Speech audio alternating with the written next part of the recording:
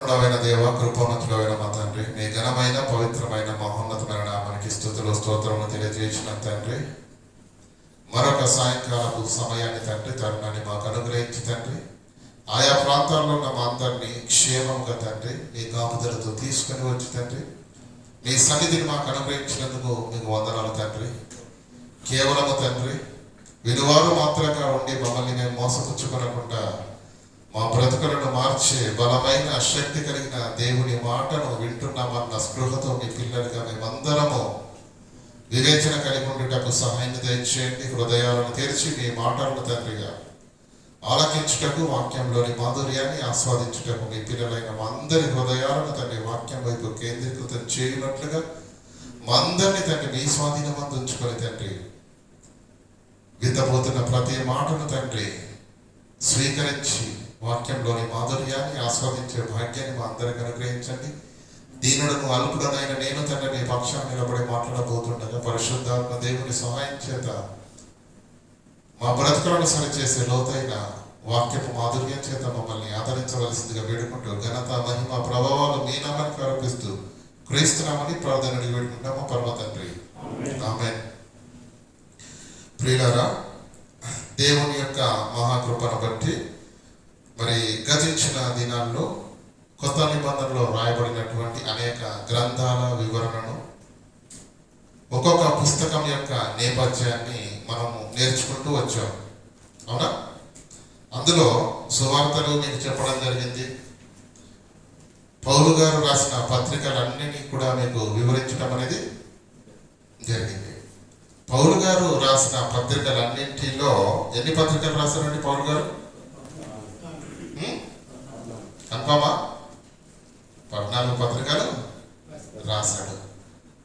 ప్రారంభంలో ఆయన పత్రికలు రాయడం ప్రారంభించిన మొట్టమొదటి పత్రిక ఇది. ఈ 14 పత్రికల్లో ఏ పత్రికను మొదట రాశాడు? జ్ఞాపకం లేదా? చెప్పండి. గలతీలకు రాసిన పత్రిక అన్నిటికంటే ముందు రాసిన పత్రిక. అన్నిటికంటే చివరిగా చివరిగా రాసినటువంటి పత్రికే తిమోతికి రాసిన 2వ పత్రిక. ఈ పత్రిక తర్వాత పౌలు గారు లేరు, పౌలు గారి పరిచర్య లేదు. కనుక ఈరోజు మనం ధ్యానించబోయే అంశం ఏంటంటే తిమోతికి రాసినటువంటి 2వ పత్రిక. దానిని అవగాహనను మనం కొన్ని విషయాలు నేర్చుకుందాం పిల్లరా. నీకు మొదటి తిమోతికి రాసిన పత్రిక రాసినప్పుడు చాలా విషయాలు చెప్పాను. మొదటి తిమోతికి రాసిన పత్రికను గురించి మాట్లాడినప్పుడు అనేక విషయాలు మీతో పంచుకున్నాను. దాన్ని విడిచిపెడితే ఇది మీకు అర్థం కాదు. ఎప్పుడు రాశారండి పత్రికను? మొదటి తిమోతి, తీతుకు. ముఖ్యంగా అపోస్తుల కార్యం దయచేస్తాయండి. అపోస్తుల కార్యములు 28వ అధ్యాయము 30వ వచనం.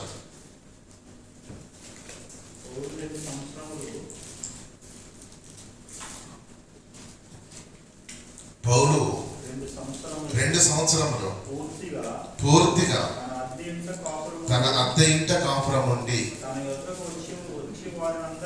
ఏమంటే ఇది ఎందుకు మీతో చెప్తున్నానంటే, పౌలు 2 సంవత్సరం పూర్తిగా తన అద్దె ఇంట కాపురం ఉండి తన యుద్ధకు వచ్చిన వారందరికీ సన్మానించి ఏ ఆటంకములు లేక పూర్ణ ధైర్యముతో దేవుని రాజ్యమును గురించి ప్రకటించుచు ప్రభువైన యేసు క్రీస్తును గూర్చిన సంగతులను బోధించుచూ ఉండెను. ఏంటి 2 సంవత్సరాల కాలము? మీకు చెప్పాను. యెరూషలేము నుండి రోమాకు ఖైదీగా పరిగణింపబడి పౌలు గారు సంఖ్యలతో సముద్రపు ప్రయాణంలో రోమాకు చేరుకున్న పౌలు గారు ఎలా ఉన్నాడు? ఖైదీగా పరిగణించబడ్డాడు, కానీ ముద్దాయిగా నేరస్థాపన ఇంకా జరగలేదు. అప్పుడు కైసర్ ఏమన్నాడంటే, నీ పైన ఎవరైతే ఈ నేరారోపణ చేశారో వాళ్ళు వచ్చినప్పుడు ఇద్దరిని ముఖాముఖిగా పెట్టుకొని మీ కేసు ఏంటో నేను విచారిస్తాను. ఎందుకంటే నేరము మోపబడిన నువ్వు వచ్చావు, నీ పైన నేరం మోపిన వాళ్ళు, ఇంకా మన భాషలో చెప్పాలంటే కేసు పెట్టిన వాళ్ళు ఎక్కడున్నారు? వాళ్ళు యెరూషలేములో ఉన్నారు. వాళ్ళు రాలా. అప్పుడు కైసర్ గారు ఏమన్నారు, రాజు మీరు వెళ్ళండి, మీరు వెళ్ళి చెరసాలలో ఉండవలసిన అవసరత లేదు, అలానే మీరు మీ ఇష్టానుసారంగా తిరగడానికి వీలు లేదు, మీరు ఒక ఇంటిలో ఉండండి, కానీ సైనికుల యొక్క పర్యవేక్షణలోనే ఉండండి, వారి పర్మిషన్ లేకుండా పట్టణం దాటడానికి వీలు లేదు. మన పైన కూడా ఏమైనా కేసు పెట్టారనుకోండి, ఇదే జరుగుద్ది. అనుభవం ఉన్న వాళ్ళకి అర్థమవుతుంది చెప్పేది. అదేంటండి కోర్టుకి వెళ్ళలేం కదా, నేరం నిరూపించబడలేదు కదా అంటే, ఓకే నిరూపించబడలేదు కనుక నేను హ్యాపీగా నీ ఇంట్లో ఉంటున్నావు, కానీ పోలీసు వారికి కానీ ఏమండి అధికారులకు కానీ తెలియకుండా మనం పట్టణాన్ని దాటి బయటికి వెళ్ళే పరిస్థితి లేదు. పౌలు గారి విషయంలో అదే జరిగింది కనుక ఆయన ఏం చేశాడంటే అద్దె ఇల్లు తీసుకున్నాడు, 2 సంవత్సరాలు అక్కడ ఉన్నాడు. ఇది మొదటి చెర. పౌలు గారు 2 సార్లు జైలుకి వెళ్తాడు. ఏమండి పౌలు గారు 2 సార్లు జైలుకి వెళ్తాడు. ఇది మొదటిసారి చెరసాలలోకి వెళ్ళిన కాలం. ఈ 2 సంవత్సరాల కాలం ఏదైతే ఉందో ఆయన అద్దె ఇంట్లోనే ఉన్నాడు, కానీ సైనికుల యొక్క పర్యవేక్షణలో ఉన్నాడు. ఒక్క మాటలో చెప్పాలంటే హౌస్ అరెస్ట్ అంటారండి దీన్ని. హౌస్ అరెస్ట్లో మొదటి చెరలో ఉన్న పౌలు గారు 4 పత్రికలు రాశాడు. చెరలోనే ఉన్నాడు. ఏం చేశాడు? 4 పత్రికలు రాశాడు. ఏమేంటి చెప్పండి ఒకసారి. ఎఫెసీలకు రాసిన పత్రిక, 2 సంవత్సరాల అద్దె ఇంట కాపురం ఉన్న చెరసాలలో నుండే రాశాడు. నంబర్ 1 ఎఫెసీలకు రాసిన పత్రిక, ఫిలిప్పీలకు రాసిన పత్రిక, కొలసీలకు రాసిన పత్రిక, అలాగే ఫిలోమోను గారికి రాసిన ఈ 4 పత్రికలు ఆ మొదటి చెరలో ఉంటుండగానే రాశాడు. ఈ 2 సంవత్సరాల కాలం పూర్తయిన తరువాత విడుదలవుతాడు కదండి. ఇంకా వాళ్ళేమో వచ్చేటట్టుగా లేరు. మరి నువ్వు ఇక్కడ 2 సంవత్సరాలు అయిపోతుంది అప్పటికే, కనుక నువ్వు ఇక వెళ్ళిపో అన్నట్టుగా రాజు అతన్ని విడుదల చేయడంతో మొదటి చెరసాలలో నుంచి బయటికి రాగానే అప్పటికి సుమారుగా 4 సంవత్సరాలు అయిపోయింది పౌలు గారు పరిచర్యలో ప్రత్యక్ష పరిచర్య చేసి. ఎందుకంటే యెరూషలేములోనే 2 సంవత్సరాలు ఉన్నాడు. ఎందుకు? ఈ రాజు అంటే ఆ రాజు, ఆ రాజు అంటే ఈ రోజు ఎందుకు తిప్పుతున్నారే తప్ప అతని కేసును పరిష్కారం చేయట్లేదు. అలా 2 సంవత్సరాలు యెరూషలేములో కాలయాపన చేశారు. 2 సంవత్సరాలు ఇప్పుడు రోమాలో అద్దె ఇంట చెరసాలలో ఉన్నాడు. అంటే 4 సంవత్సరాలు అయిపోయింది. సంఘాలను కట్టి వెనుదిరిగి చూస్తే ఏ సంఘము పరిస్థితి కూడా బాలేదు. ఎఫెసీ సంఘంలో గొడవలు, కొరింథీ సంఘంలో గొడవలు కదా, ఎక్కడికక్కడ సంఘాలన్నీ శిథిలావస్థకు చేరిపోయినప్పుడు మరలా సంఘాలన్నీ క్రమపరచాలని పౌలు నిర్ణయం తీసుకొని హుటాహుటిన ఒక్కొక్కరిని ఒక్కో చోటికి పంపించాడండి. అప్పుడు తిమోతి గారిని ఎఫెసీలకు పంపించాడు. ఈయనెటెళ్ళాడు? మాసిదోనియా ప్రాంతాలకు వెళుతూ తీతు గారిని ఎక్కడ విడిచిపెట్టాడండి? క్రేతులో కదా. మన తీతు పత్రిక చదివినప్పుడు విన్నాం కదా. తీతు గారిని తనతో వెంటబెట్టుకొని వెళుతూ ఎక్కడ క్రేతు అనే ద్వీపములో అతన్ని విడిచిపెట్టి, ఇక్కడ ఉన్న సంఘంలో కూడా సమస్యలు ఉన్నాయి కనుక నాయన నీవు పెద్దలను నియమించు, క్రమాన్ని నియమించు అని విడిచిపెట్టి ఈయన మాసిదోనియాకు వెళ్తాడు. ఆ మాసిదోనియాలో ఉన్నప్పుడు రాసిన పత్రికలు 2 పత్రికలు. ఏంటి అది? మొదటి తిమోతికి రాసిన పత్రిక, తీతుకు రాసిన పత్రిక. ఈ పత్రికలు రాసినప్పుడు ఎక్కడున్నాడు పౌలు గారు? మొదటి చెరసాల అయిపోయింది, రెండవసారి చెరసాలలోకి వెళ్ళలేదు. ఇంకా ఈ రెండు చెరసాలలో ఉన్న మధ్యకాలంలో మాసిదోనియాలో ఉన్నప్పుడు పత్రికలను రాశాడు. అర్థమవుతుందా? ఎక్కడ? మాసిదోనియా నుండి రాశాడు. ఏంటి ఆ పత్రికలు? మొదటి తిమోతి, తీతుకు రాసిన పత్రికలు, తీతుకు రాసిన పత్రికలు. ఇలా ఈ పత్రికలను రాశాడు. ప్రియులరా, మీకు అర్థమైంది కదా ఇప్పుడు సందర్భం? మొదటి చెరసాల అయిపోయిన తర్వాత రెండవ చెరసాలకి వెళ్ళడానికి ముందు ఉన్న మధ్యకాలంలో సంఘాలను స్థిరపరచడానికి వెళ్ళిన పౌలు గారు మాసిదోనియా నుంచి రెండు పత్రికలు రాశాడు. ఒకటి మొదటి తిమోతి, రెండవది తీతుకు. ఇలా ఈ పత్రికలను రాసిన తరువాత అప్పుడు ఏం జరిగింది అంటే, క్రైస్తవ సమాజము చక్కగా దేవుని పని చేస్తూ నిలబడ్డ సేవకులు పరిశుద్ధాత్మ దేవుని యొక్క నడిపింపు చేత అనేక ఆత్మలను రక్షిస్తూ దేవుని వాక్యము చేత సమాజము, సంఘాలు కట్టబడుతున్నది. సమాజము దేవుని యొద్దకు వస్తుంది. అలా ఏ ఇబ్బంది లేదు అనుకుంటున్న సమయములో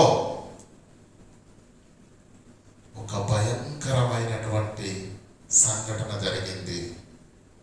క్రీస్తు శకం 58 నుండి 64 వరకు, ఏమండి 68 వరకు, క్షమించండి, 54 నుంచి 68 వరకు పరిపాలన చేశారు. ఎవరు? నీరో చక్రవర్తి. ప్రారంభంలో బాగానే ఉన్నా ఆయన పరిపాలన ముగింపు కాలంలోనికి వచ్చేసరికి అతనిలో ఉన్న రాక్షసుడు నిద్రలేచాడు.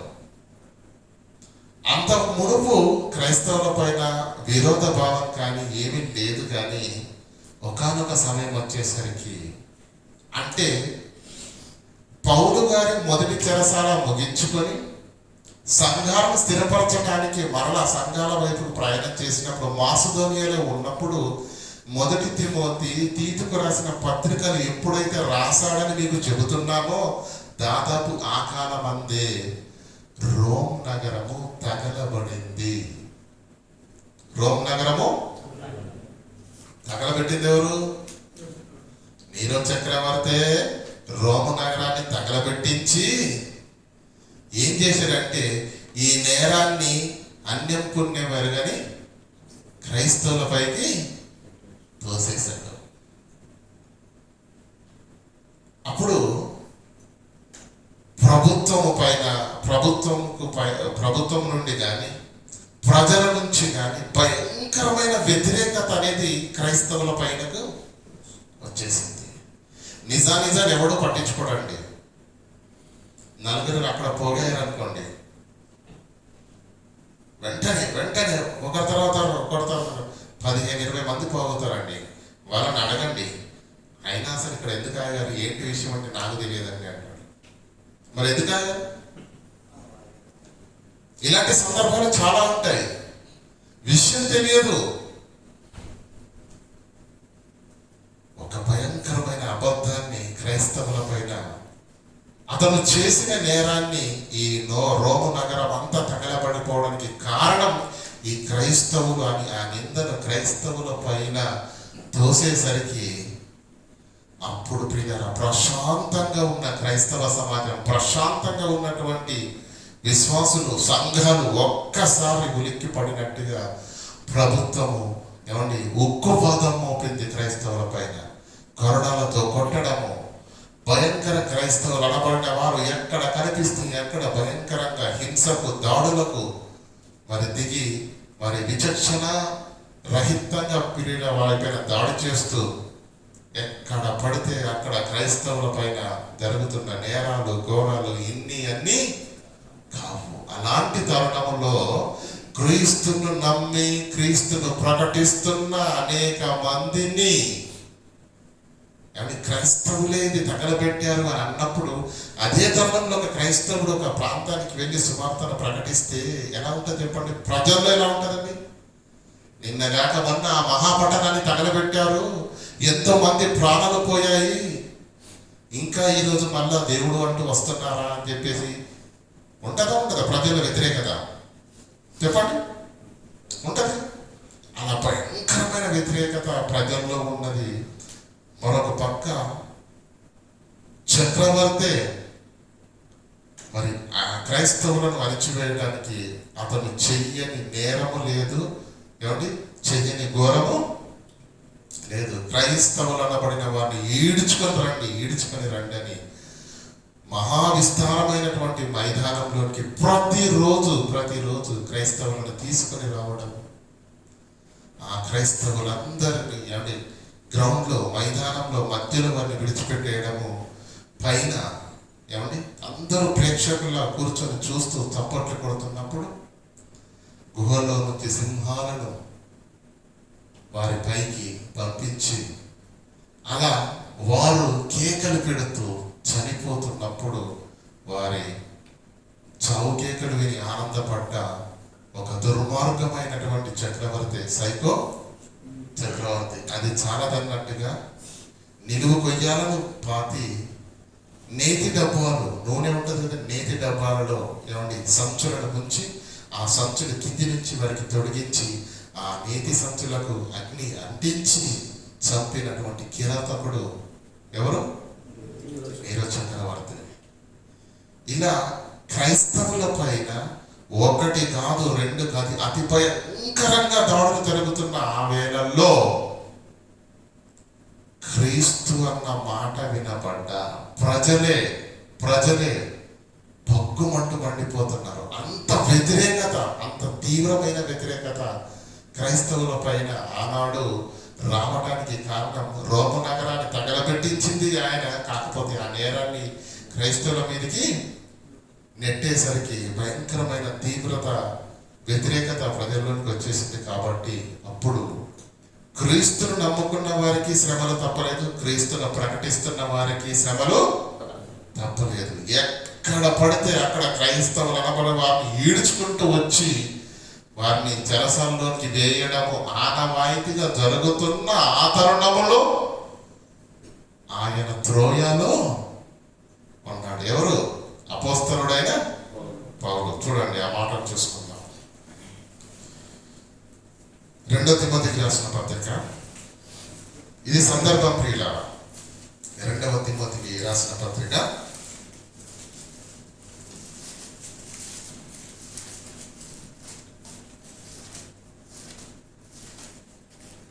4వ అధ్యాయము 12వ వచనం. నీవు వచ్చినప్పుడు నేను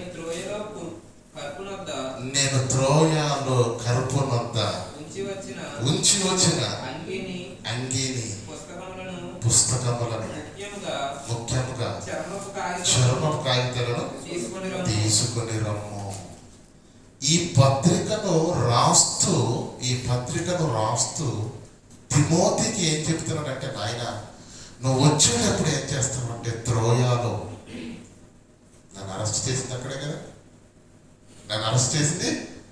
కదా, ఆ త్రోయాలో కరుపునొద్ద నేను ఉంచి వచ్చిన అంగీని, ఇంకా పుస్తకములను, ముఖ్యంగా చర్మపు కాగితములను తీసుకొని రమ్ము. అంటే సంఘాలను బలపరుస్తూ, అనేక సంఘాలను బలపరుస్తూ, స్థిరపరుస్తూ, మరలా దేవుని వాక్యం చేత కడుతూ సంఘాల యొద్దకు ప్రయాణిస్తున్న పౌలు గారిని త్రోయాలో రోమా సైనికులు పట్టుకొని చెరసాలలోనికి తీసుకొచ్చారు. పరిస్థితులు బాగలేవు. ఇక మీదట బ్రతికి బట్ట కడతానన్న ఆలోచన కానీ సందర్భం కానీ పౌలు గారికి కనిపించట్లేదు. అర్థమైపోయింది, ఇక మీదట నేను మరలా తిరిగి సమాజాన్ని చూడాలి. ఎందుకంటే అంత భయంకరంగా ఉంది. ఒక పక్క ఆ స్టేడియంలోనికి తీసుకొని వచ్చి క్రైస్తవులైన వారిని, పిల్లలు కానీ, స్త్రీలని కానీ, వృద్ధులని కానీ చూడకుండా ప్రతి ఒక్కరిని కిరాతకంగా, హింసాత్మకంగా ప్రియుల వారిని చంపుతున్నప్పుడు, క్రైస్తవుల పైన ఉక్కుపాదాన్ని మోపుతున్నప్పుడు, అదే తరుణంలో అనేకులు పట్టబడ్డారు. అలా పట్టబడిన వారిలో అపోస్తలుడైన పౌలు కూడా ఉన్నాడు. ఆ పౌలు గారు కూడా పట్టబడి చెరసాలలోనికి వచ్చాడు. ఆ చెరసాలలోనికి వచ్చిన తరువాత రాస్తున్న పత్రిక 2వ తిమోతికి రాసిన పత్రిక. అర్థమైపోయింది, ఇక నేను ఎన్నో రోజులు బ్రతకను, మృత్యువు మరణము కళ్ళ ముందే కనిపిస్తుంది. ఇక నేను బయటికి వెళ్ళే ప్రసక్తే లేదు. మరణము ఖచ్చితం, నిర్ణయం అయిపోయింది. అప్పుడు రాస్తున్న పత్రిక తిమోతికి రాసిన 2వ పత్రిక. ఇంకా మీకు చెప్పాలంటే మరణ వాంగ్మూలము అనేది ఒకటి ఉంటుంది. మరణ వాంగ్మూలం ఏదైనా యాక్సిడెంట్ అయినప్పుడు కానీ, ఏమంటే ప్రాణాపాయ స్థితిలో ఉన్నప్పుడు కానీ పోలీసులు ఏమంటే వెళ్ళి వారితో మాట్లాడుతూ ఉంటారు. అప్పుడు వారి నోటి నుంచి ఏ మాటలు అయితే వస్తావో దాన్ని ఏమంటారు తెలుసా? పోలీసు పరిభాషలో రిపోర్ట్ కాదు అది, మరణ వాంగ్మూలం తీసుకుంటారు. మరణించటానికి ముందు ఆయన ఇచ్చిన వాంగ్మూలం ఏదైతే ఉందో అది మరణ వాంగ్మూలముగా వారు పరిగణిస్తారు. దాదాపుగా ఇది కూడా అలాంటిదే. పౌలు గారు చెరసాలకి వెళ్ళాడు. అప్పుడున్న పరిస్థితులు, ప్రభుత్వము క్రైస్తవుల పైన చేస్తున్న దాడులు, హింసలు, ఏమంటే మరణకాండ అంత ఇంత కాదు. ఇక మీదట నేను బ్రతుకుతానన్న ఆలోచన కూడా పౌలు గారికి ఏమాత్రము లేదు. అప్పుడు పౌలు గారు పత్రిక రాయాలనుకున్నప్పుడు ఎవరికి రాసాడండి పత్రిక? తిమోతి గారి పేరిటనే రాశాడు. పౌలు గారికి నిలవైన వాళ్ళు తిమోతి ఒక్కరే ఉన్నారా? ఎవరెవరున్నారు చెప్పండి? తీతు లేడా? ఎఫెప్రోదితు లేడా? తుకికు లేడా? కదా, గాయి లేడా? వీళ్ళందరూ పౌలు వెనకాతలు ఉన్న పరిచారకులే కదా. వీళ్ళందరిలో ఏ ఒక్కరి గురించి ఏ ఒక్కరి పేరిట పత్రిక రాయాలని అనుకోలేదు. కానీ తిమోతికి 2వసారి, అంటే తిమోతికి ఈ పత్రికను రాయాలనుకున్నాడు అన్నప్పుడు పౌలు గారి హృదయములో మొదటి స్థానంలో ఉన్నది ఎవరు? తిమోతి గారు. అర్థమవుతుందా లేదా? ప్రియులారా, గుర్తుపెట్టుకోండి. నీకు అర్థమయ్యే భాషలో చెప్తాను. సినిమా చూస్తారా చూడరా? నిజం చెప్పాలి. ఎవరెవరు గుర్తుంటారు?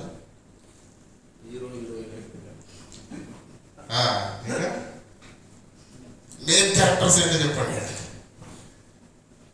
మెయిన్ క్యారెక్టర్స్ ఏంటి ఫిలింలో? వీళ్ళనే గుర్తుంటాడు, హీరోనే గుర్తుంటాడు. మిగతా మధ్యలో ఉన్న క్యారెక్టర్లన్నీ అది పెద్ద గుర్తుండవు. పౌలు గారు మరణశయ్య పైన ఉన్నప్పుడు, మరణము మృత్యువు కళ్ళ ముందు కనిపిస్తున్నప్పుడు ఆయన నోట్లో నుంచి వచ్చిన మాటలు, ఆయన ఎవరిని జ్ఞాపకం చేసుకున్నాడు, ఎవరి విషయంలో కన్నీళ్ళు పెట్టుకున్నాడు అని మనం ఒకవేళ ఆలోచన చేయగలిగితే అతని సేవా పరిచర్యలో జరిగినప్పుడు అన్నింటినీ ఒక్కసారి జ్ఞాపకం చేసుకున్నాడండి. ఏ సంఘానికి వెళితే ఏం జరిగింది, ఎక్కడ శ్రమలు వచ్చాయి, ఎవరు కాపాడారు, ఎవరు ఆదరించారు, ఎవరు కీడు చేశారు అని ఆయన జీవితంలో జరిగిన సేవ పరిచర్యలో జరిగిన ప్రతి దాన్ని, మంచిని చెడును, సహకరించిన వారిని, కీడు చేసిన వారిని, ఆదరించిన వారిని, వెన్నుపోటు పొడిచిన వారిని, ప్రతి ఒక్కరిని గురించి ప్రస్తావించడం అనేది ఈ పత్రికలో మనము చూస్తాం. ప్రియులారా, మన జీవితంలో మనం బ్రతికినప్పుడు అందరినీ, ఎంతో మందిని కలుస్తాం. ఎంతమందిని కలిసామో పుట్టినప్పటి నుంచి లెక్క చెప్పగలమా? కానీ ఇక్కడ కొందరు గుర్తుండిపోతారు. ఎవరు గుర్తుంటారు? నేనే. ఎవరు? కష్టాల్లో ఉన్నప్పుడు సహాయం చేసిన వాళ్ళు కదా, కన్నీళ్లతో బాధపడుతున్నప్పుడు ఓదార్పునిచ్చిన వాళ్ళు కదా, కష్టాల్లోకి నెట్టిన వాళ్ళను. అర్థమవుతుందా? కష్టాల్లో ఉన్నప్పుడు కాపాడిన వాళ్ళని గుర్తుపెట్టుకుంటాం, కష్టాల్లోకి నెట్టిన వాళ్ళని కూడా అసలు మర్చిపోతాం కదా. ప్రేమించిన వారిని, ద్వేషించిన వారిని, ఆదరించిన వారిని, మన పైన ఏమండి పగపట్టిన వారిని, ఇలా మంచి చెడు ముఖ్యమైన వారిని మాత్రమే మనము గుర్తుపెట్టుకుంటామే తప్ప ఎంతో మందిని కలుస్తాం, ఎంతో మందిని పలకరిస్తాం. అందరు గుర్తుంటారని గుర్తుంటారు. ఈ 2వ తిమోతి పత్రికలో రాయబడిన మాటలు, పేర్లు ప్రస్తావించినటువంటి వ్యక్తుల గురించి మీరు ఆలోచన చేయగలిగితే, అపోస్తలుడైన పౌలు గారు చేసినటువంటి ఈ సేవా పరిచర్యలో అతన్ని ఆదరించిన వారి గురించి రాశాడు, కీడు చేసిన వారి గురించి రాశాడు. ఇవన్నీ తిమోతికే ఎందుకు చెబుతున్నాడు? తిమోతికి ఎందుకు చెప్తున్నాడు? చూడండి, మొదటి అధ్యాయం తీయండి ఒకసారి. తిమోతికి రాసిన 2వ పత్రిక 1వ అధ్యాయము. డైరెక్ట్ ఆ పత్రికలోనికి వెళ్ళిపోతున్నానండి. ఎందుకంటే మొదటి పత్రిక గురించి మాట్లాడినప్పుడే సందర్భం మీకు చెప్పాను. ఇప్పుడు 2వసారి చెరచరలోనికి వచ్చిన తర్వాత మరణం అనేది ఆయనకు కన్ఫామ్. ఇక నేను బ్రతకను అన్న సంగతి ఆయనకు అర్థమైపోయింది. అప్పుడు పత్రికను రాస్తూ మరి తిమోతి గారికి రాశారు. చూడండి, మొదటి అధ్యాయం 1వ వచనం చదవండి.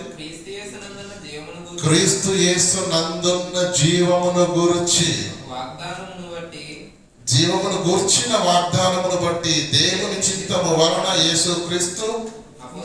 క్రీస్తు యేసు అపోస్తలుడైన పౌలు ప్రియ కుమారుడగు.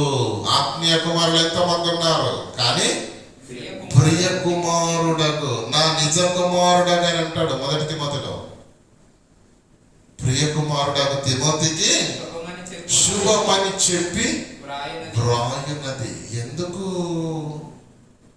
తిమోతికే పత్రిక రాస్తున్నాడంటే, చివరి వీడుకోలుగా తన పరుగు, తన పరిచర్య ఇక ముగించబోపడుతుంది గనుక తన చావుతో తదనంతరం ఈ సంఘాల యొక్క బాధ్యత, జరిగించవలసిన పరిచర్య, తన యొక్క వారసునిగా తనకున్న బరువు బాధ్యత అంతటినీ తన కుమారునికి అప్పగింతలుగా అప్పచెబుతున్నట్టుగా ప్రతి మాటను ఎవరి హితోపదేశం చేస్తూ ఎన్నో ఈ వ్యక్తులు ఎలాంటి వాళ్ళంటే ప్రేమించేవారు ఉంటారు, ద్వేషించేవారు ఉంటారు, వెన్నుపోటు పొడిచేవారు ఉంటారు. కనుక నాయన కుమారుడు ఆ పరిచర్యలో నువ్వెంత మెలకువగా ఉండాలి, నువ్వెంత జాగ్రత్తగా ఉండాలని ప్రతి విషయాన్ని పొందుపరుస్తూ రాయడం అనేది ఇందులో మనం చూస్తున్నప్పుడు, అందుకు ఆత్మీయ కుమారుడు గనక ఒక మాటలో తన వారసునిగా అనుకున్నాడు కనుకనే తన బాధ్యతలన్నింటినీ పౌలు గారు తిమోతి గారికి అప్పగించు దిశగా ఈ పత్రికను రాయడం అనేది జరుగుతుంది. చదవండి. తండ్రి అయిన దేవుని నుండి మన ప్రభు అయిన క్రీస్తు యేసు నుండి కృపయు కనికరమును సమాధానము నీకు కలుగును గాక అని రాసిన తర్వాత, నా ప్రార్థనల యందు ఎడతెగక నిన్ను జ్ఞాపకము చేసుకొనుచు నీ కన్నీళ్లను తలుచుకొని నాకు సంపూర్ణ ఆనందము కలుగుటకై నిన్ను చూడాలి. చనిపోక ముందు నా కుమారుడా నిన్ను చూడాలి. నా హృదయంలో ఉన్న ఆవేదనంతనితో పంచుకోవాలి. నేను వెళ్ళిపోతున్నాను. ఇంతకాలము మీ వెనక ఉండి, నేను వెనుకల ఉండి సేవకునిగా నా ఆత్మీయ కుమారులైన మీ అందరినీ ప్రోత్సహిస్తూ బలపరుస్తూ సంఘాల్లో కాపలుగా నిలబెట్టి నడిపించిన నేను వెళ్ళిపోతున్నాను. నేను వెళ్ళే ముందు ఒక్కసారి నిన్ను చూడాలి, నీకు నా బాధ్యతలు అప్పగించాలి, నా హృదయంలో వేదనంతా చెప్పాలి అని నేను ఆశపడుతున్నాను. కన్నీళ్లు విడుస్తూ రేయింబవలు ఆపేక్షించుచు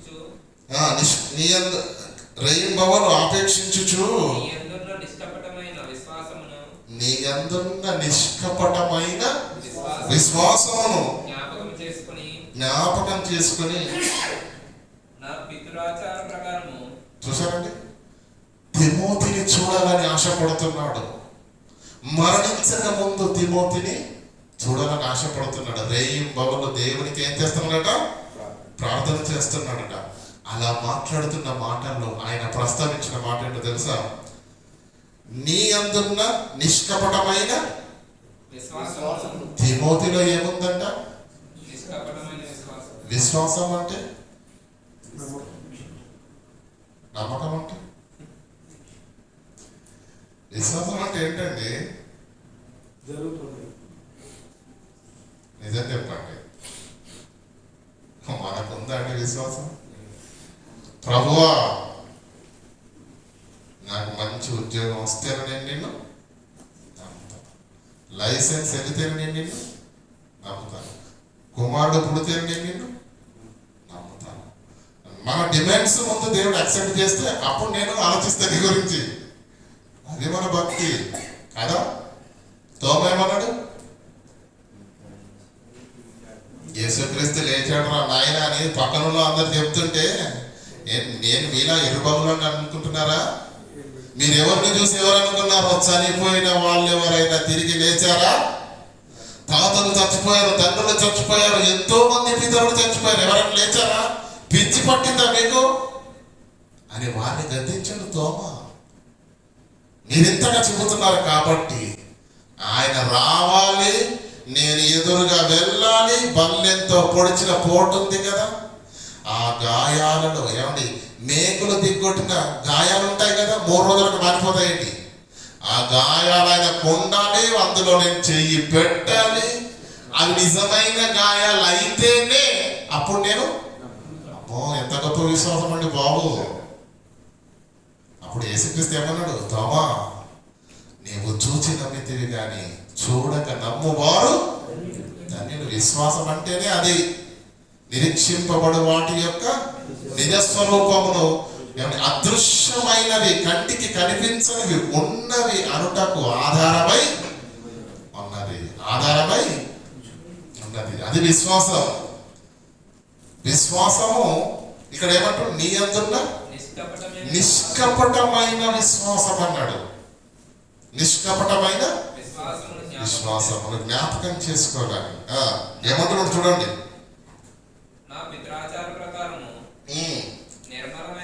నిర్మలమైన మనస్సాక్షితో నేను సేవించున్న దేవుని ఎడల కృతజ్ఞుడనై ఉన్నాను.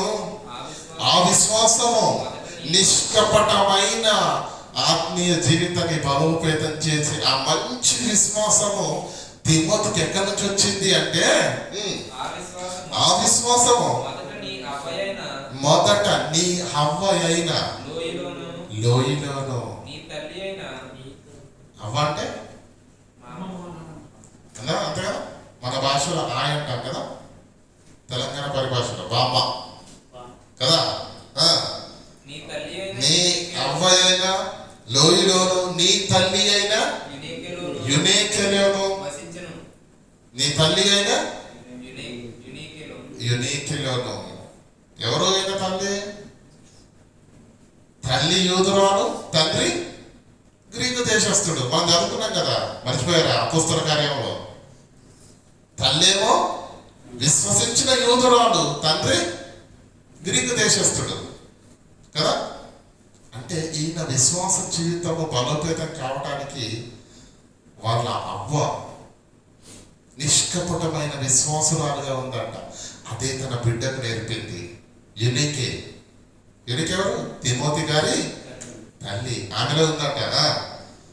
ఏమండి అంటే 3 తరాల నుంచి క్రీస్తు నందు విశ్వాసముతో వెలుగుతున్న అద్భుతమైన క్రైస్తవ కుటుంబము తిమోతి గారి కుటుంబం. ఏమంటే ఈ మాట మనకు మింగుడు పడుతుందంటారా? క్రైస్తవ కుటుంబాల్లో మనం కూడా పుట్టారా? తాత ముత్తాతల నుంచి పేర్లు అన్నదే. కానీ కుటుంబంలో ఒక సేవకుడు ఉంటాడు.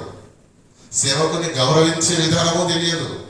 దేవుని వాక్యం అంటే భయం ఉండదు, దేవుని సన్నిధి అంటే భయం ఉండదు. కానీ మా తాత ముత్తాతల నుంచి మేము ఏం నేర్చుకున్నారు? ఆలోచించండి పిల్లలు. ఎందుకు ఆ కుటుంబము ఈరోజు క్రైస్తవ కుటుంబాలన్నింటికీ మాదిరి అని నేను ఎందుకంటున్నానంటే, దయచేసి 2వ అధ్యాయం 3వ అధ్యాయం తీయండి.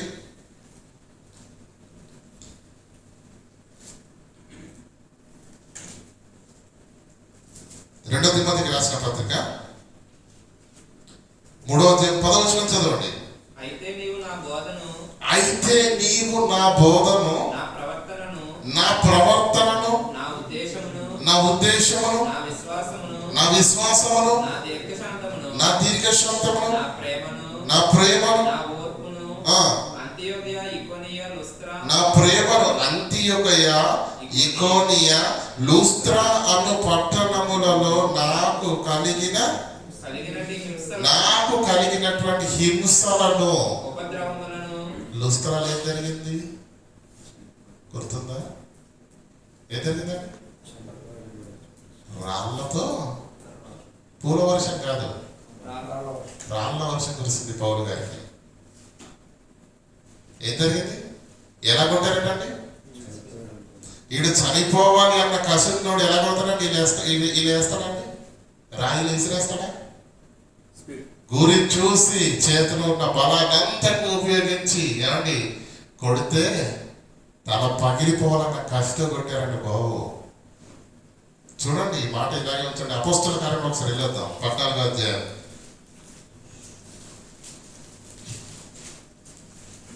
అపోస్తల కార్యంలో 14వ అధ్యాయం చదవండి. 19వ వచనం చదువుకుందాం. 19.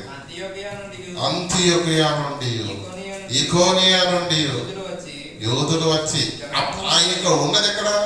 లుస్త్రా అనే పట్టణంలో ఉన్నాడు. కానీ అంతియోకియా నుంచి ఇకోనియా నుంచి అంటే వేరే వేరే పట్టణాలలో నుంచి పౌలు గారిని కొట్టడానికి వచ్చారంట. యూదులు వచ్చి జనసమూహం తన పక్షంగా చేసుకొని, ఈయనున్నది ఎక్కడ?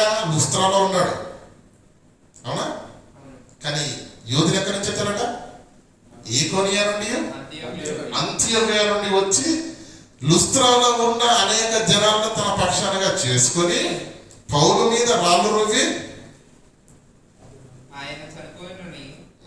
ఆయన చనిపోయినని అనుకొని, అంటే మీరు ఈ పదాన్ని బాగా అర్థం చేసుకోవాలండి. చనిపోయినని వాళ్ళు అనుకున్నారంటే వీరు కొట్టే కొట్టుడికి ఆయన స్పృహ లేకుండా పడిపోయాడు. అందుకే కుక్కని ఈడ్చేసినట్టుగా ఈరోజు చనిపోతే మున్సిపాలిటీ వాళ్ళు వచ్చి కుక్కని ఏం చేస్తారండి? ఎత్తుకొని పోతారా, ఈడ్చుకొని పోతారా? ఈడ్చుకొని పోతారు. అలా పట్టణము వెలుపలి వరకు ఆయనను ఈడ్చివేశారట. అర్థమవుతుందా? ఇదంతా ఎక్కడ జరిగింది? లుస్త్రాలో జరిగింది. ఇప్పుడు ఇక్కడికి రండి మళ్ళీ 2 తిమోతి 3వ అధ్యాయము 11వ వచనం. అంతియోకియా ఈకోనియా లుస్త్రాను పట్టణములలో నాకు కలిగిన శ్రమలను హింసలను ఉపద్రవములను తెలుసుకొనిన వాడై. ఇన్ని తెలిసిన తర్వాత పౌలు అంటే మీరు వెళ్తారండి? ఇన్ని తెలిసిన వాడవై నన్ను వెంబడించితివి. నీకు అర్థమవుతుందా లేదా? ఇన్ని తెలిస్తే మీరు వెళ్తారని అదే అడుగుతాను నేను. ఏమండి? అపోస్తల కార్యంలో 16వ అధ్యాయం చేయండి దయచేసి.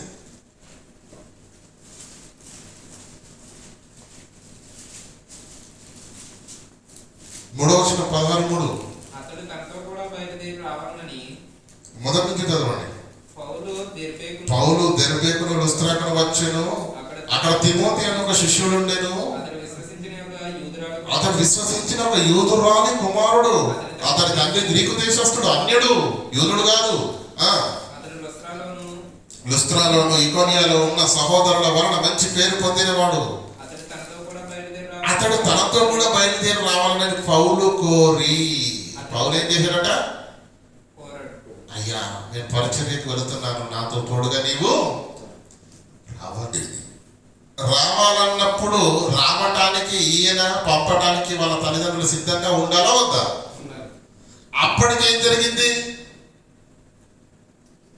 లుస్త్రాలో రాళ్లతో కొట్టి పౌలును చనిపోయడానికి విడిచిపడేశారట. నాయన నిన్నగాక మొన్ననే జరిగింది ఆ సంఘటన. నువ్వు వాక్యం చెబుతూ ఉంటే ప్రజలందరూ రాళ్లతో కొట్టి నిన్ను చచ్చిపోయావనుకుని విడిచిపెట్టి వెళ్ళిపోయారు. నీలాంటి నీకే తప్పలేదు, అలాంటిది నా కుమారుడిని నీతో పంపిస్తే నీకు జరిగినట్టుగానే నా కుమారుడికి ఏదో ఒక రోజు జరగక మానదు. తెలిసి ఈ హింసల పాలు, తెలిసి ఈ కష్టాల పాలు చేయడానికి నా కుమారుని నేను పంపడానికి సిద్ధంగా లేను.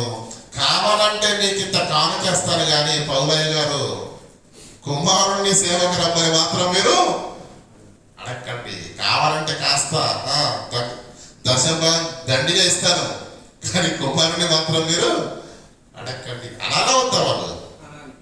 కానీ తల్లిదండ్రులు ఏమన్నారట? చదవండి. అతని తండ్రి గ్రీసు దేశస్థుడని ఆ ప్రదేశంలోని యూదులకు అందరికీ తెలియను కనుక వారిని బట్టి అతన్ని తీసుకుని సున్నతి చేయించును. సున్నతి చేయించిన తర్వాత పౌలు గారితో ప్రయాణమై తిమోతి గారు సేవకు వెళ్ళిపోయాడు.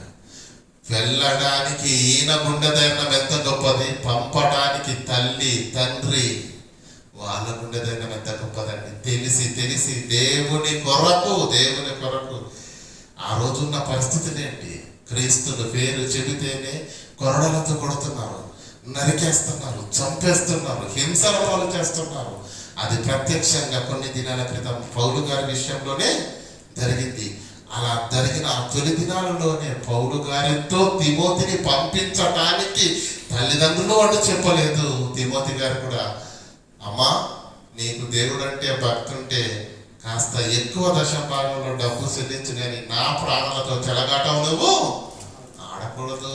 నేను ఇప్పుడు యూత్, నాకెన్ని ఆలోచనలు ఉంటాయి, నా ఇష్టానుసారంగా నేను బ్రతుకుతాను అన్నాడు కుమారుడు. అండి పెంపకం అంటే అది, భక్తి అంటే అది, కుటుంబం అంటే అది. అప్పుడు ఇవన్నీ మరలా 2 తిమోతి 3:11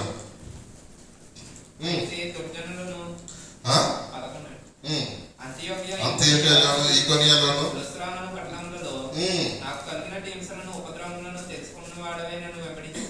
తెలుసుకునే వాడివై నన్ను వెంబడించితివి.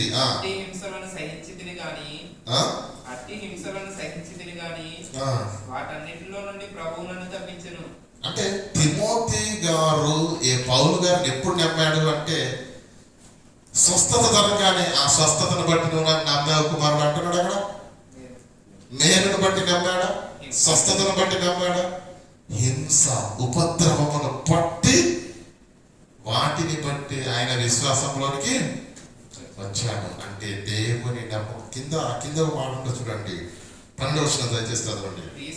క్రీస్తు యేసునందు సద్భక్తితో, సత్యము భక్తి, సత్యము భక్తి, అసత్యముతో ఉన్న వాళ్ళకి ఏం ప్రాబ్లం ఉండదు. మళ్ళీ సద్భక్తితో బ్రతకముద్దేశించిన వారందరూ హింసలు పొందుతారు.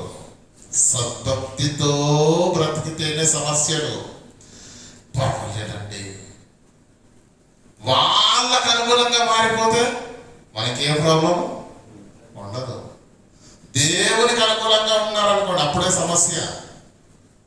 క్రీస్తు యేసునందు దేవునికి అనుకూలంగా బ్రతకడం ఒకటి ఉంది, ప్రజలకు అనుకూలంగా బ్రతకడం ఒకటి ఉంది.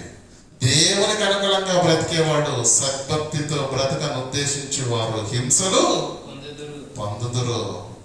ప్రజలకు అనుకూలంగా ఉండేవారు అర్థమవుతుంది లేదా? ప్రజల యొక్క పొగడతలకు ఏమంటే ప్రభుత్వాల యొక్క ఇష్ట ప్రకారంగా లేదంటే వారికి అనుకూలంగా ఉంటే మాత్రము ఏ సమస్య ఉండదు. కానీ దేవుని కొరకు నిజాయితీగా సత్య భక్తితో భక్తి చేసేవారికి ఏం జరుగుతుందండి? హింసలు పొందుదురు. పౌలు గారి జీవితంలో అది జరిగింది. అది చూసి ఓరు నాయన, ఈ దేవుడు, ఈ భక్తి, ఈ పరిచర్య, ఈ సువార్తలు ఎట్లా నాయన, ఏదో నువ్వు బ్రతికేవాడివి కాదు, ఏదో బై ఛాన్స్ నువ్వు బ్రతికేవు. అలాంటి పరిచర్య కానీ సేవ కానీ నాకు వద్దు అన్నాడు తిమోతి గారు. అది చూసే ఆయన దేవునిలోనికి వచ్చాడు. అర్థమవుతుందా లేదా? చూసే దేవునిలోనికి వచ్చాడు. ఇదంతా ఎందుకు చెప్తున్నానండి ప్రియులారా? పౌలు గారు పత్రికలు రాస్తూ ముందుగా దేన్ని ప్రస్తావించాడు? నీ భక్తి, నీలో ఉన్న విశ్వాసము గొప్పది. నీ భక్తి గొప్పదని ఎందుకంటున్నానంటే, ఒక సూచక్రియ చేయడం వల్ల నువ్వు దేవునిలోకి వచ్చిన వాడవు కాదు, మేలు జరిగితే వచ్చిన వాడవు కాదు. మన వాళ్ళని ఏమంటే క్రైస్తవులను, విశ్వాసాలు ఎప్పుడన్నా అడగండి, ఎప్పుడన్నా నమ్ముకున్నారంటే, మేము పలానా ఆయన చెప్పారండి, చర్చికి వెళ్తే ఉద్యోగం వస్తుందని చెప్పారు, ఆ వెళ్ళిన తర్వాత 6 నెలల తర్వాత ఉద్యోగం వచ్చిందండి, అప్పటి నుంచి దేవుని నమ్ముకున్నామండి అంటే ఒక మేలు జరిగితే దేవునిలోకి వస్తాం కదా. ఒక స్వస్థత జరిగితే. కానీ ఇక్కడ తిమోతి గారి విషయంలో వచ్చేసరికి శ్రమలు, హింసలను కల్లారా చూసి దేవుళ్ళలోనికి వచ్చాడు. కనుక నీ విశ్వాసం గొప్పది, నీ భక్తి గొప్పదని మొదటి అధ్యాయంలో రాస్తూ ఏమంటూ రాస్తున్నా చూడండి. 11వ వచనం చదువుకుందాం. మొదటి అధ్యాయం 11వ వచనం. అక్షయతను సువార్త విషయంలో నేను ప్రకటించవాడును గాను, అపోస్తలుడు గాను బోధకుడు గాను నియమింపబడితిని. ఆ హేతువు చేత ఈ శ్రమలను నేను అనుభవించుచున్నాను గాని నేను నమ్మిన వానిని, యేసుక్రీస్తును, దేవుని నేను స్పష్టంగా ఎరుగుదును. ఆయన బలమేంటో తెలుసు, ఆయన శక్తి ఏంటో తెలుసు, ఆయన ఏ విభాగంలో తెలుసు, నేను ఎందుకొరకు శ్రమలు పడుతున్నానో నాకు బాగా తెలుసు. నేను నమ్మిన వాడిని ఎరుగుదును కనుక నేను సిగ్గుపడను. ఏమంటే యేసుక్రీస్తును పట్టుకోవడానికి సైనికులు వచ్చారు, అవునా కదా? పేతురు కూడా డైలాగ్ కొట్టాడు, మీకు గుర్తుందా? పేతురు డైలాగ్ కొట్టాడు, గుర్తుందా? ఏమని? ప్రభువా మనల్ని పట్టుకోవడానికి వచ్చేస్తున్నారు. 12 మంది ఉన్నాం, ఒక్క ఆర్డర్ ప్రభువా, కత్తితో నరుకుదమా వాళ్ళని? చూడండి మార్కు సువార్త చూడండి, ఆ సందర్భంలో ఇక్కడ దయచేస్తున్నారుగా.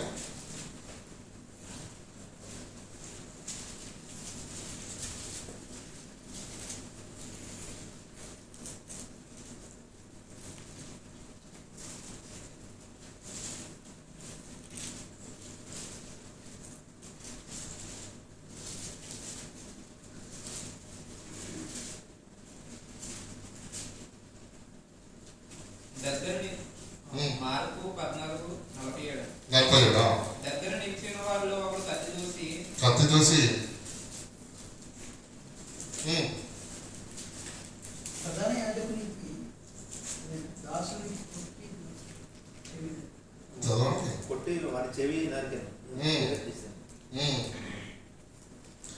లేదండి, లూకాసు వార్త 22వ అధ్యాయం రండి. లూకాసు వార్త 22వ అధ్యాయం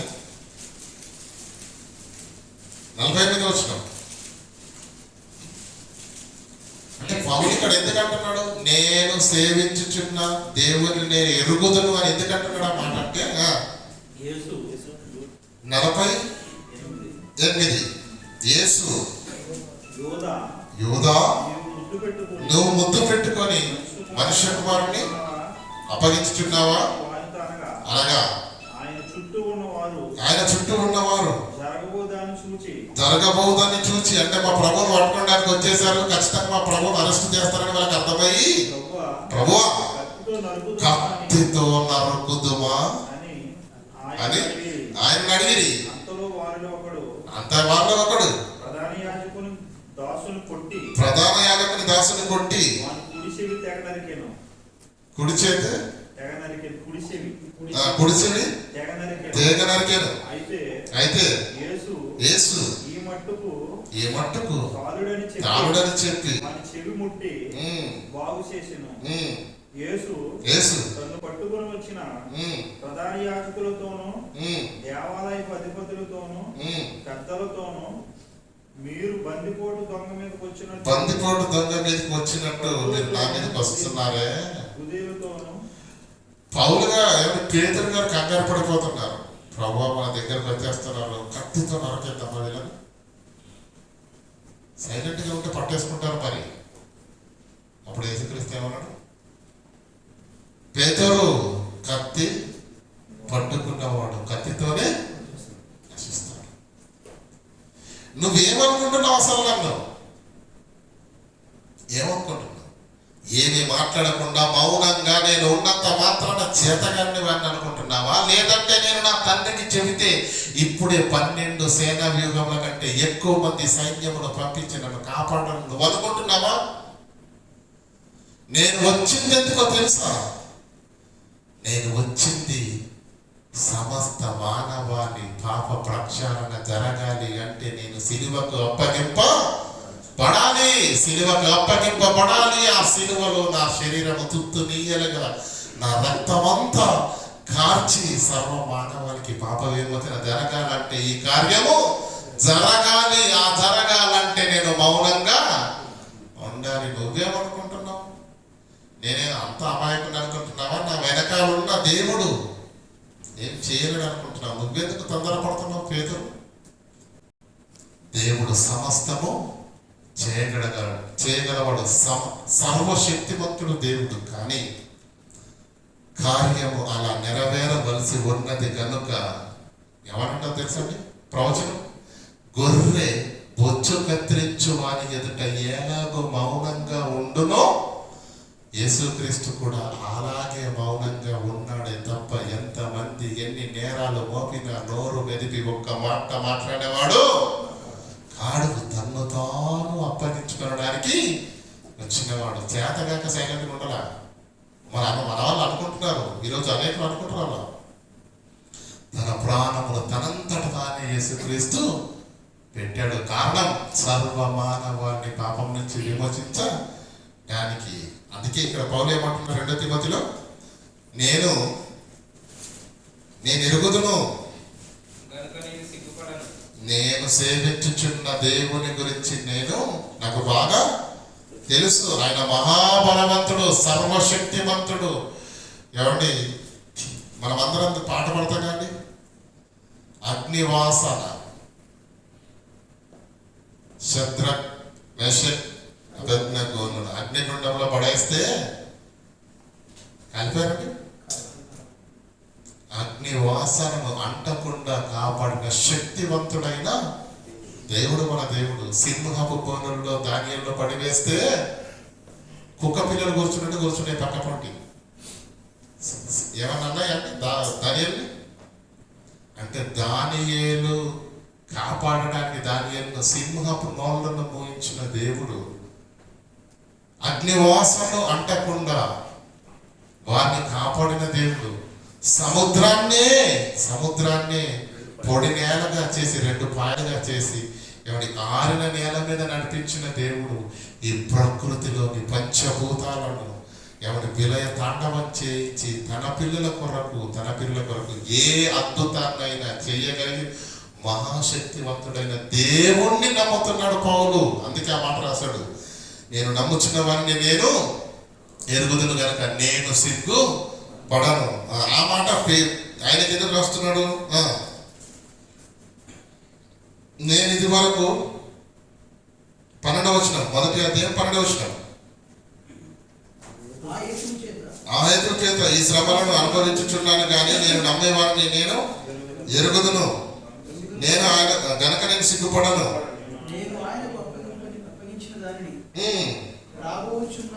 పదమూడవ వచనం చదవండి.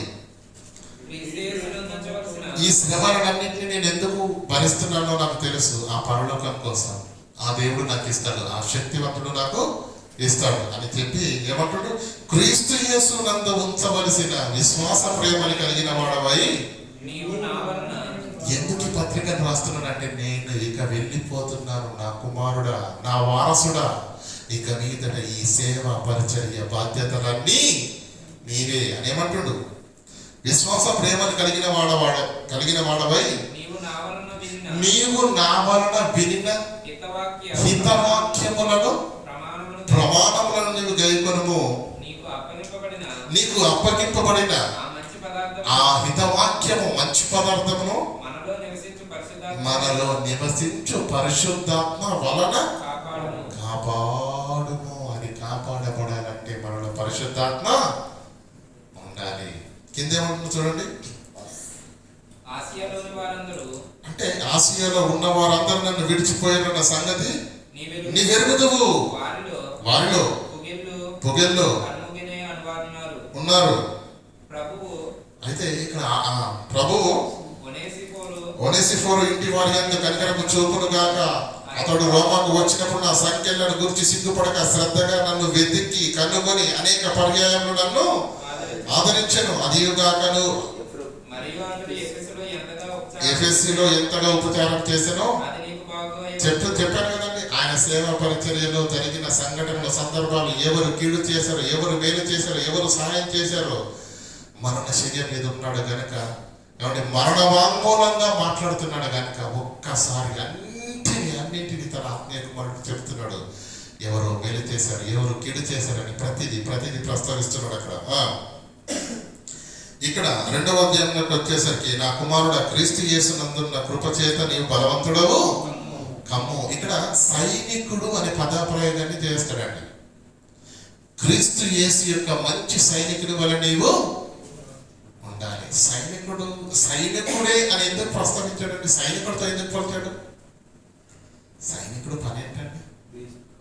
సైనికుడు నిద్ర రావచ్చా? సైనికుడు ఎప్పుడు పడితే అప్పుడు నిద్రపోతాడు అనుకున్నాడండి?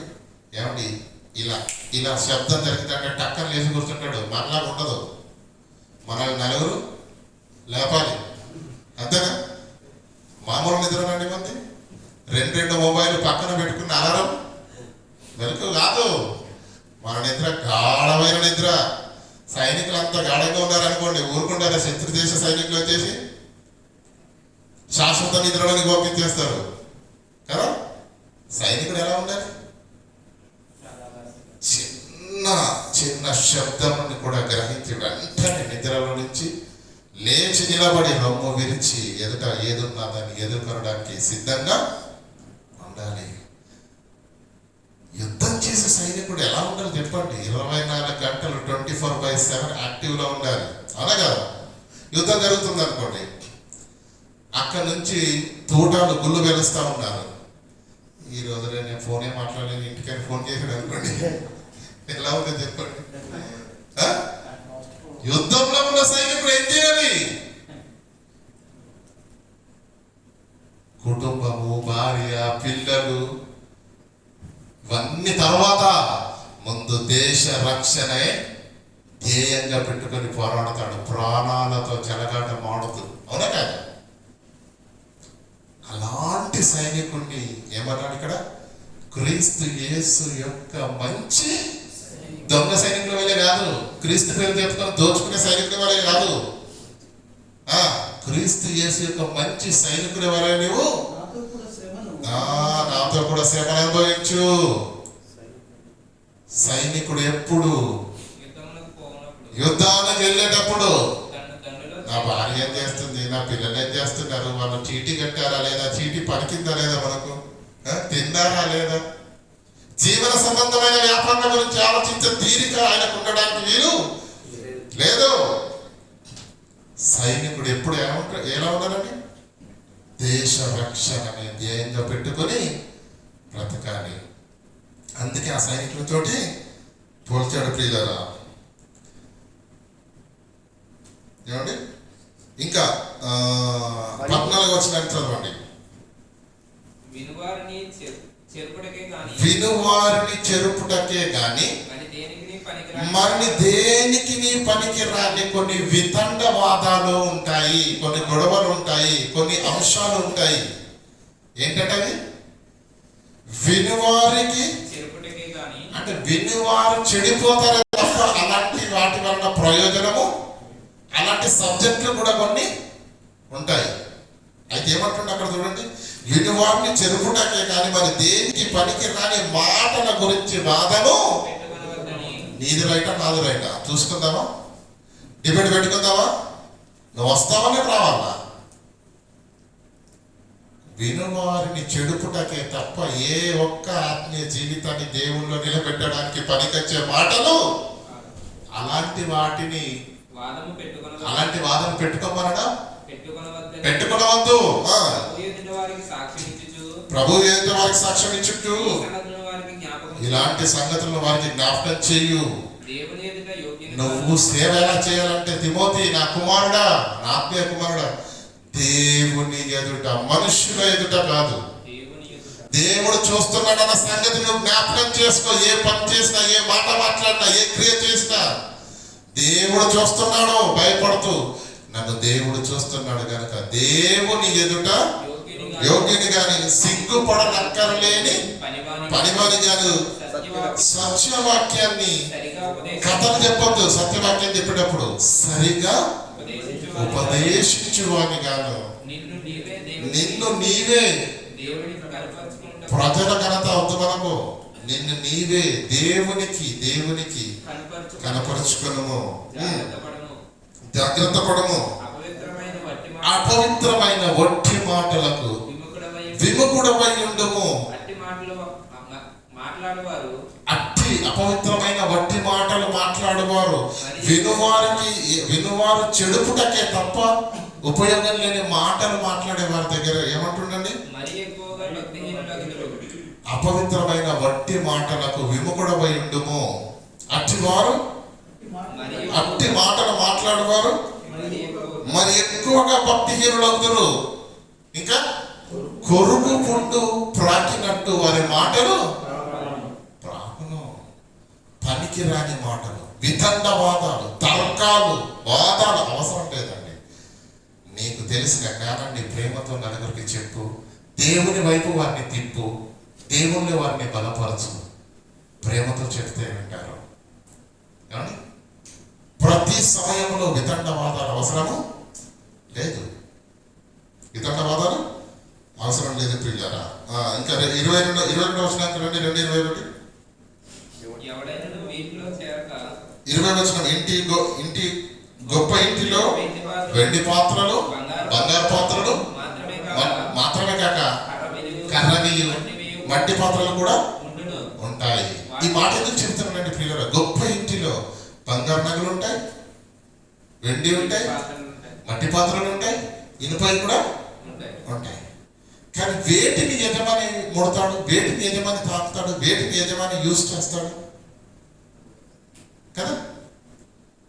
అంటే ఈ ఉదాహరణ దేవుడు ఇక్కడ ఎందుకు రాయించాడంటే, నీవు కూడా ఒక పాత్రవే.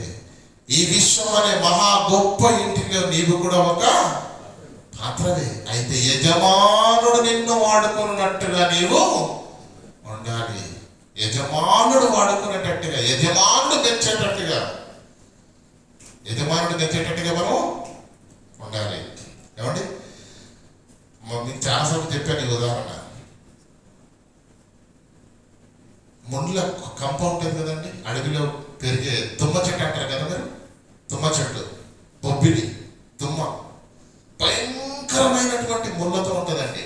ఉండదా? చెయ్యగలరండి మనం? చెయ్యేసి సాఫీగా రాయగలం? కారణం భయంకరమైన ముళ్ళు గరుకుతూ ఉంది. దాన్ని ముట్టడానికి కూడా మనం ఇష్టపడం. మీ పక్కన ఏంటనుకున్నారు? అది కర్రేనండి బాబు, బంగారం కాదది, చెయ్యే కాదు. ఏమంటే చక్కగా నీ చర్మాన్ని అండి, చెంపను కూడా అక్కడ పెట్టి ఇలా రాగండి. ఎంత స్మూత్గా ఉందో. ఎలా ఉంది? అడవిలో ముళ్ళతో గరుకుగా ఉండవలసినటువంటి ఆ చెట్టు ఈరోజు యజమానుడు నీవు నేను వాడుకోవడానికి అర్హమైన పాత్రగా అది మార్చబడింది. అంటే గొడ్డలితో నరకబడింది, ఏమండి బాడ్స్తో చెక్కబడింది, అనేక సార్లు రంపలతో కోయబడింది, ఏమండి సాధు పెట్టబడింది. ఏమండి దానిలో ఉన్నటువంటి గర్భధనం అంతా పోయేటట్టుగా ఎన్నో సార్లు అది నున్నగా అవడానికి ఎన్నో సార్లు భయంకరమైనటువంటి రంపాలతో బ్లేడ్లతో అది కోయబడింది, తాను పెట్టబడింది. అప్పుడు కదా అది ఇలా మారింది. కనుక నీ జీవితము, నా జీవితము దేవుడు వాడుకునేటట్టుగా ఉండాలి తప్ప చెయ్యి నాకు వద్దు అనేటట్టుగా ఉండడానికి వీలు లేదు. ఆ మాటను తిమోతికి అర్థమయ్యేటట్టుగా చెప్పడానికి ఆ యొక్క పదప్రయోగం అనేది జరిగింది ప్రియులారా. 3వ అధ్యాయానికి వచ్చేసరికి అంత్య దినంలో అపాయకరమైన దినములు వచ్చును. జనుడు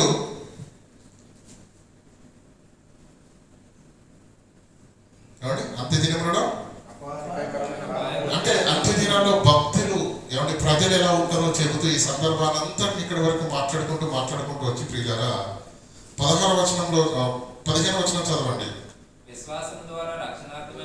14 నుంచి చదువుతున్నాను. క్రీస్తు యేసునందు ఉంచవలసిన విశ్వాసము ద్వారా రక్షణార్థమైన జ్ఞానమును నీకు కలిగించు శక్తి కలిగిన పరిశుద్ధ లేఖనమును నీవు బాల్యం నుండి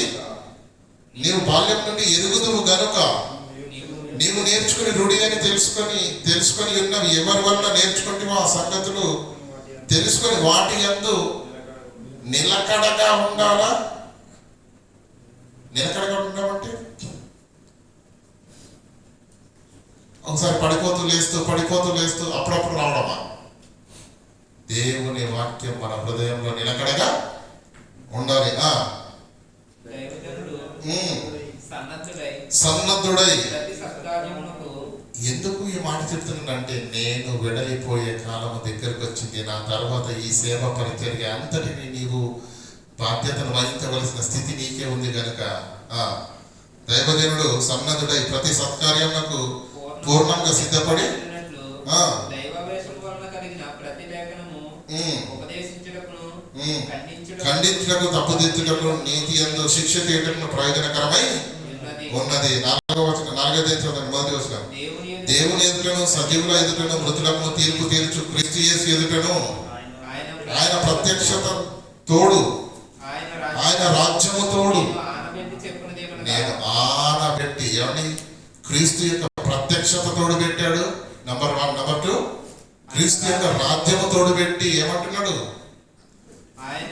నేను ఆనబెట్టి చెప్పినది ఏమనగా వాక్యమును ప్రకటించను. మరణశయ్య మీద ఉన్న మరణ వాంగ్మూలంలో పౌలు మాట్లాడిన మాట ఏంటో తెలుసా? క్రైస్తవులారా, దైవ సేవకులారా, దేవుని ప్రజలారా, మీరందరూ ఏం చేయాలో తెలుసా?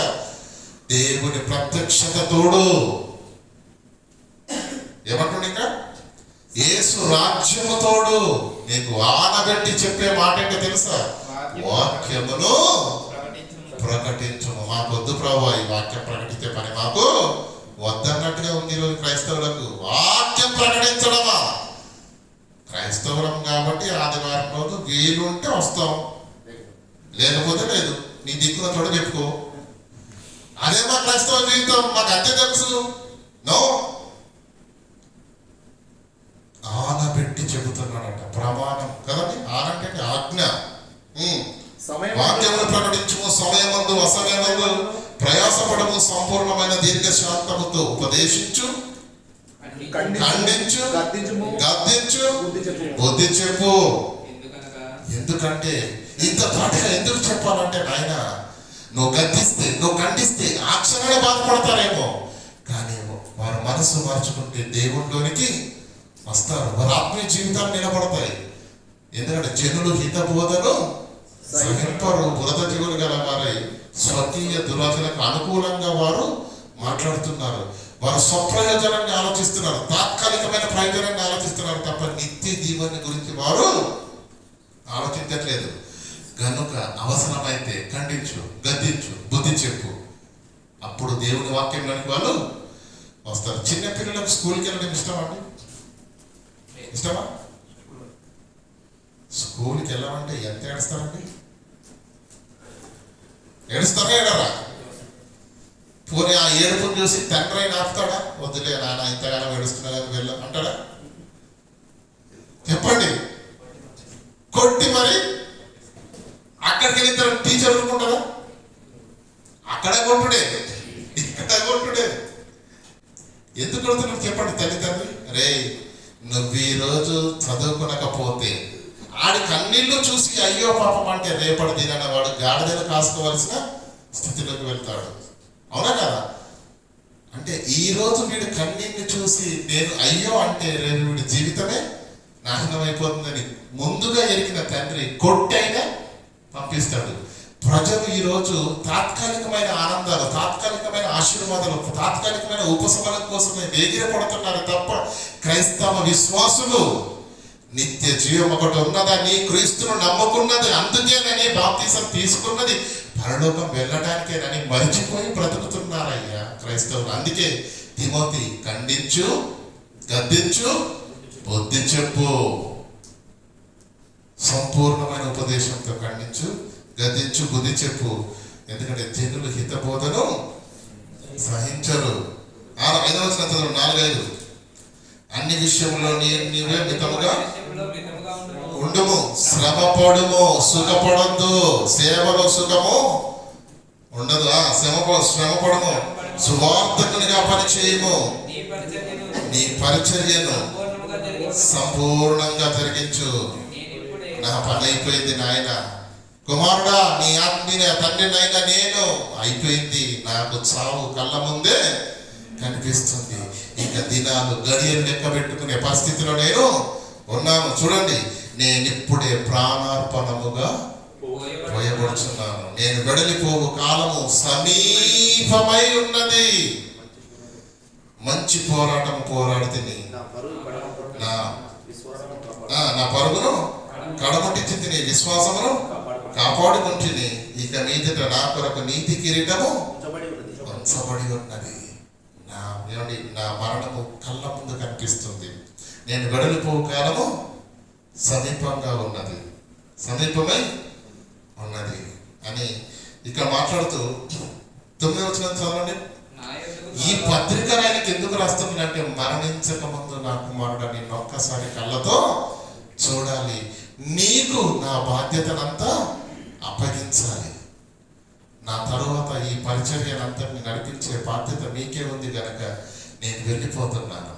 నేను వెళ్ళిపోవు కాలము సమీపమైంది. నేను ఇప్పుడే ప్రాణార్పణముగా పోయబడుతున్నాను. ప్రాణార్పణముగా పోయబడుతున్నాను. ఏమంటాడు? నా యుద్ధము త్వరగా వచ్చుటకు ప్రయత్నం చేయము. దేమ, అప్పటి వరకు దేవునిలో ఉన్న దేమ ఇహలోకమును ప్రేమించి, అంటే ప్రేమించి ఒకటే కదా, అంటే సేవను విడిచి పౌలు గారిని పట్టుకుంటే నాయన పౌలు గారితో ఉంటే నన్ను కూడా మూసేస్తారని నెమ్మదిగా తెస్సలోనికకి వెళ్ళిపోయాడట. అలా ఊరికి వెళ్ళిపోయాడంట. క్రెస్కే గలతీయకు వెళ్ళిపోయాడంట. తీతు దాల్మీయకును వెళ్ళిపోయాడంట. ఇప్పుడు వెన్నంటే ఈ కష్టాల్లో, ఈ కన్నీళ్ళలో, ఈ శ్రమలో, ఈ చెరసాలలో నన్ను విడిచిపెట్టకుండా, అయా మీరెక్కడుంటే అక్కడ, మహా అయితే ప్రాణం తీసేస్తాను కానీ నేను నిన్ను మాత్రం విడిచి పెట్టి పోను అని ఆ కష్టాలలో, కన్నీళ్ళలో పౌలు గారితో తోడుగా ఉన్నది ఎవరో తెలుసా? ఏ లూకా? లూకా సువార్త రాశాడే, అపోస్తల కార్య గ్రంథాన్ని రాశాడే ఆ లూకా. లూకా గారు మాత్రమే నా యొద్ద ఉన్నాడా? మార్కును వెంట పెట్టుకొని రమ్ము. గుర్తుందా మార్కైనా? మొదటి ప్రయాణం అయిపోయిన తర్వాత రెండో ప్రయాణానికి ముందు పౌలు బర్నబాలు ఎందుకు విడిపోయారు? మార్కు అను మారు పేరు గల యోహానును వెంట పెట్టుకొనుటకు బర్నబాకి ఇష్టమాయను. పౌలు ఏమన్నాడు? ఇతడు పనిని మధ్యలో విడిచిపెట్టి పారిపోయే పిరికి పంద, ఇలాంటి వాడు దేవుని సేవకు పనికిరాడని చెప్పేసి ఈ విషయంలోనే వారిద్దరు వేరైపోయారు. కానీ ఏ పౌలు గారైతే నువ్వు దేవుని సేవకు పనికి రాడు అన్నాడు, ఆ పౌలు గారి యొద్దనే మరలా తిరిగి చేరి ఆ పౌలు గారిని మెప్పించి ఒప్పించి తన తగ్గింపును, తన ప్రేమను చూపించి పౌలు గారి హృదయంలో స్థానాన్ని సంపాదించుకున్న గొప్ప యోధుడే మార్కు గారు. ఆ మార్కు గారిని చనిపోయే ముందు ఎవరు జ్ఞాపకం వస్తున్నారండి? మార్కును వెంట పెట్టుకుని రమ్ము. ఎంత సేవ చేశాడు నాకు నా కుమారుడు. అతడు నా పరిచారమునకు ప్రయోజనకరమైన ప్రయోజనకరమైన వాడు. చూడండి, ఆయన సేవ జీవితంలో జరిగినటువంటి అనేకమైనటువంటి సంఘటనలు, సందర్భాలను ప్రేమించిన వారు, స్నేహించిన వారు, వెన్నుపోటు పొడిచిన వారు, కీడు చేసిన ప్రతి ఒక్కరి గురించి ప్రస్తావిస్తూ తన ఆత్మీయ కుమారుడైన తిమోతికి తన తదనంతరం ఉన్నటువంటి సేవ పరిచర్య భారాన్ని, బాధ్యతలను అప్పగిస్తూ ఆవేదనతోటి చివరి మరణ వాంగ్మూలంగా రాయబడినటువంటి పత్రికే తిమోతికి రాసిన 2వ పత్రిక 14వ వచనం చదువుని ముగించుకుందాం. అలెగ్జాంద్రు అనే కంచరివాడు నాకు చాలా కీడు చేశాడు. అతని క్రియల చొప్పున ప్రభు అతనికి ప్రతిఫలము ఇచ్చును. నీవు అతని విషయమై నీవు ఆత్మీయ కుమారుడు కదండి, మెలకువలు చెప్పాలా వద్దా? అతడు నా మాటలను బహుగా ఎదిరించాను. నన్ను చాలా బాధ పెట్టాడు. నా బ్రతుకు దినములన్నింటిలో అలెగ్జాంద్రు వాడైన కంచరివాడు నన్ను బాధ పెట్టినంతగా ఇంకెవరు చనిపోయేటప్పుడు మంచి చేసిన వాళ్ళే గుర్తొస్తారు, చెడు చేసిన వాళ్ళే గుర్తొస్తారు. అందుకే దీన్ని మరణ వాంగ్మూలం అంటున్నాను. అర్థమవుతుందా? ఈ 2వ తిమోతికి పత్రికను రాస్తూ, ఏమండి, కుమారుడా త్వరగా రా, నేను మరణించక మునుపు నిన్ను చూడాలి, నేను వెళ్ళిపోతున్నాను, ఇప్పుడే ప్రాణార్పణముగా పోయబడుతున్నాను, ఇక మీదట నాకు నీతి కిరీటం ఉన్నది, నేను వెళ్ళిపోతాను, కానీ ఉన్న మీరు పరిచర్య చేయాలి, ప్రభువులో ఉండాలి, అనేక ఆత్మను రక్షించాలి, మీరు ఆత్మీయంగా బలంగా ఉండాలి, విశ్వాసమందు నిలకడగా ఉండాలి, వాక్యాన్ని ప్రకటించండి, సమయమందు అసమయమందులో ప్రయాసపడండి, సంపూర్ణమైన దీర్ఘశాంతంతో ఖండించండి, గద్దించండి, బుద్ధించండి. ఇలా అనేకమైన హితోపదేశాలు, హెచ్చరిక మాటలు, ఏమండి, మార్గదర్శనాన్ని చూపించి అనేకమైన మాటల చేత ఆయన జీవితంలో జరిగినటువంటి అనేక సంఘటనలు, సందర్భాలను మరి తలపోసుకుంటూ జ్ఞాపకం చేసుకుంటూ ప్రతి మాటను, హృదయాంతరంగంలో ఉన్న ప్రతి మాటను తన ఆత్మీయ కుమారుడు అయినటువంటి తిమోతి గారికి వ్రాయించి ఇచ్చినటువంటి ఈ పత్రికనే 2వ తిమోతికి రాసిన పత్రిక. ఇంతటితో పౌలు గారు రాసిన 14 పత్రికలు ముగిసిపోయాయి. ఇదే చివరి పత్రిక. దేవుని చిత్తమైతే డిసెంబర్ నెల అంతా మనకు, ఎందుకంటే క్రీస్తు జన్మదినాన్ని గురించి, అలాగే ఈరోజు సోషల్ మీడియాలో జరుగుతున్నటువంటి వివాదాల విషయంలో దేవుని పిల్లలైన మీకు కొంత క్లారిటీ కావాలి కనుక మీ అందరినీ మరి వాక్యానుసారంగా బలపరచడానికి ఈ వాక్యాలన్నింటినీ మాట్లాడి, దేవుని చిత్తమైతే తిరిగి జనవరిలో 2nd వీక్ నుంచి మరలా మిగతా పత్రికల గురించి ఆలోచన చేద్దాం. కానీ అప్పటి వరకైతే మరి అనేకమైనటువంటి ఆత్మీయ సందేశాలు, క్రీస్తు జననం గురించి, జీవితాన్ని గురించి, దైవత్వాన్ని గురించి అనేక విషయాలు మరి రాబోయే దినాల్లో నేర్చుకుందాము. కనుక మీరందరూ సిద్ధపాటు కలిగి ఉండాలని మరొకసారి ప్రభుపక్షాన పని చేస్తూ ఈ మాటలు ముగిస్తున్నాం, ప్రార్థన చేసుకుందాం. కనికరం గల దేవ, కృపామతుడైన మా తండ్రి, మీ పాదాలకు వందనాలు. ఇంతవరకు తండ్రి అనేకమైన వాక్కుల చేత తండ్రి తిమోతికి రాసిన 2వ పత్రిక యొక్క ఆంతర్యాన్ని తండ్రి, దాని యొక్క నేపథ్యాన్ని వినుటకును, గ్రహించుటకును, నేర్చుకోవడానికి కృపలు చూపించినందుకు వందనాలు తండ్రి. ఆత్మీయ తండ్రిగా తాను మరణానికి అప్పగింపబడుతున్నప్పుడు తన ఆత్మీయ కుమారుడైన తిమోతి గారికి తన బాధ్యతలను తండ్రి అప్పగిస్తున్నట్టుగా, తన వారసునిగా తన సేవ పరిచర్య బాధ్యతను తనకు అప్పగిస్తూ వెళ్ళిపోతున్నటువంటి ఆత్మీయ తండ్రిగా పౌలు గారి ఆవేదనను మేము విన్నాం తండ్రి. విని మర్చివారం కాకుండా